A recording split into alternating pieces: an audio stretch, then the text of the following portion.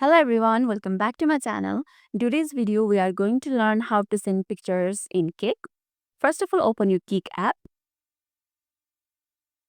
Then select the contact that you want to send the picture to. On your chat screen, you can see picture icon and camera icon at the bottom. If you tap on picture icon, it opens your gallery and you can send the pictures from your gallery. And if you want to click the photo just right now and send it immediately, tap on camera icon, click the photo and send the photo.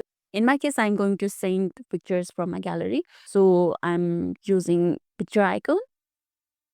Choose the photos that you want to send. Here you can also choose multiple photos. Then tap on send.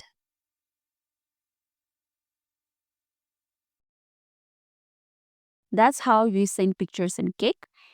If this video make your day a little easier, don't forget to like and subscribe for more amazing tips. Thanks for watching and I will catch you in next video.